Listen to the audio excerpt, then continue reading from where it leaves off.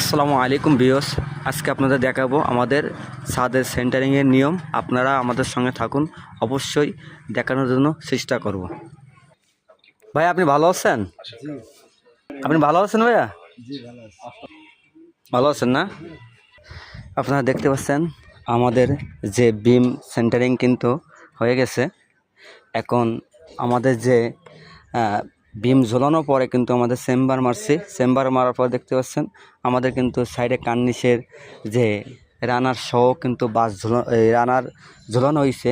আমাদের কিন্তু বাইরে একটি করে বাঁশ লাগানো হয়েছে, আর একটি করে বাঁশ ভিতরে লাগানো হবে। আমাদের এই কাজ কমপ্লিট গেলে আবারও আপনাদের সম্পূর্ণ ভিডিও দেওয়ার জন্য চেষ্টা করব।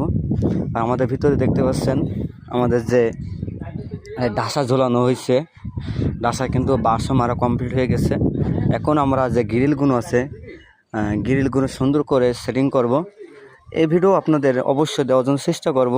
আপনারা যদি আমাদের সঙ্গে সবসময় যুক্ত থাকেন, অবশ্যই আপনাদের ভালো কিছু দেখানোর চেষ্টা করব।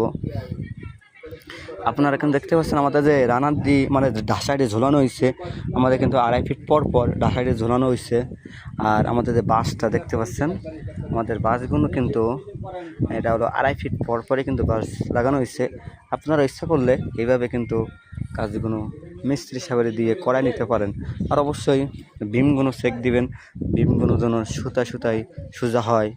এরপরে আমাদের যে বিমগুলো অবশ্যই কলমের যে লেবেল কুবলা কাঠ যেগুলো আমরা বিমের তলায় মারা হয়, অবশ্যই এই যে কুবলা কাঠগুলো বিমের তলায় যেগুলো মারি আমরা, অবশ্যই আপনারা কিন্তু লেবেল করে তারপরে কাঠগুলো মারবেন। কাঠগুলো মারার পরে তারপর কিন্তু তলা উঠাবেন। আর তলাটা অবশ্যই সুতায় করবেন, তলা আপনার বিমটা সোজা হবে।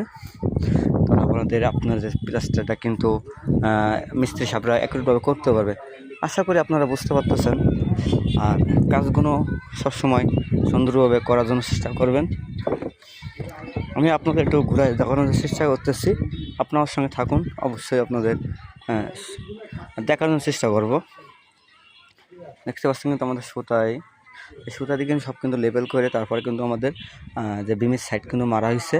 বিমের সাইড মারার পরে আমাদের যে কিন্তু চেম্বারগুলো মারা হয়েছে, চেম্বারগুলো মারার পরে তারপরে আমাদের কিন্তু যে ভিতরে রানার ঝুলাইছি, বাইরের রানার ঝুলানো হয়েছে কার্নিশের। দেখতে পাচ্ছেন এই কিন্তু ঝুলানো হয়েছে, এইভাবে কিন্তু আমার কাজগুলো করা হয়েছে।